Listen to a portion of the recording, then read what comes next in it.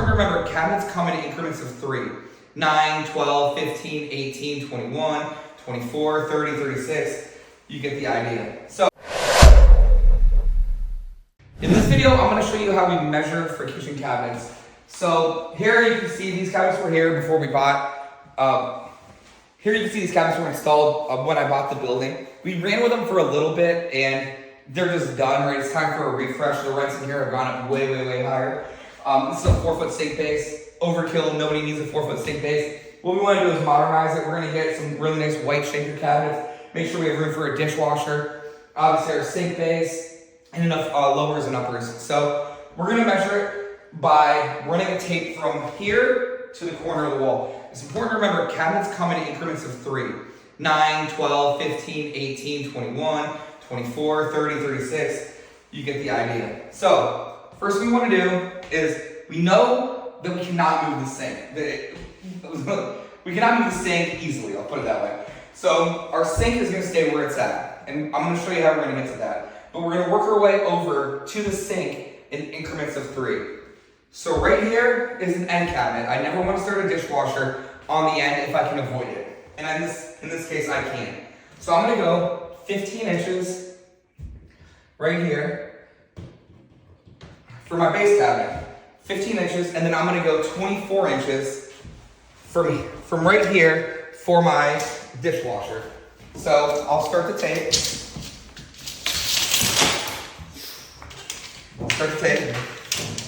Boom, boom. I'm gonna go right here. 24 inches for the dishwasher. Puts me right here. Dishwasher. Cool. So now we're right here. Sink base right here. 30 inches is plenty. So we'll go from here to right here. That puts us at 30 inches. Sink base, which is perfect. So 30 inches. Corners can be tricky, right? There's lazy Susans, there's all these different kind of things you can put there. In this unit, we're just gonna make it dead space, just for the sake of just getting it done as quick as we can, and just not adding a ton of extra cabinets. But lazy Susans, I like them if I'm gonna keep the house for, if I'm gonna flip it, but I don't really like putting them in rentals like this because, for lazy Susans, I like them for higher end houses and flips. But the issue is when you buy these from like Lowe's or Home Depot, the lazy Susans tend to fall apart. People put a lot of heavy stuff on them, and they kind of end up being a maintenance nightmare. So I'm gonna skip it. I'm just gonna make it a dead corner right here, and that's why. So, all right, recap: 15-inch base cabinet, 24-inch dishwasher, 30-inch sink base. We're gonna kill that corner right there. It'll be dead. Right here. So we'll start with the first set of cabinets, and what we're gonna do, cause I'm not a huge fan of having my stove out like this, so I'm gonna change that up. So let's measure, how big is this cabinet right here? It's like 18, 21? 21. So it's 21 inches. So what I wanna do in this case is I'm gonna get 2 9-inch cabinets. I'm gonna put a 9-inch cabinet right here, and a 9-inch cabinet right here. So it'll just give that stove a more built-in feeling. So we'll say 9-inch cabinets times 2. Boom, boom. So what happens next? Well, another thing I want to do in this unit that I didn't do before is give it another custom look without spending a ton of money. Right here we have the refrigerator, and it's just kind of off on an island, right? So I want to make it feel more built-in. So what I'm going to do here is hit it up with, I'm going to take 2 30-inch wall cabinets and stack them on top of each other. That'll put us about 60 inches. Where's the tape at? That'll put us at 60 inches. See what that looks like. Puts us right.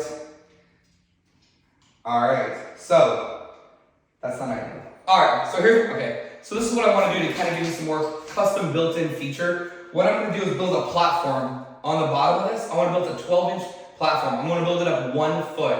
So then I can take my cabinets up to 6 feet. So my cabinets will end up 6 feet up. I'll use 2 uppers, I'll stack them on top of each other, give it a pantry look, and then I'll go across this with a 30-inch upper cabinet that'll go above the refrigerator, and just add more storage and give it a more custom look.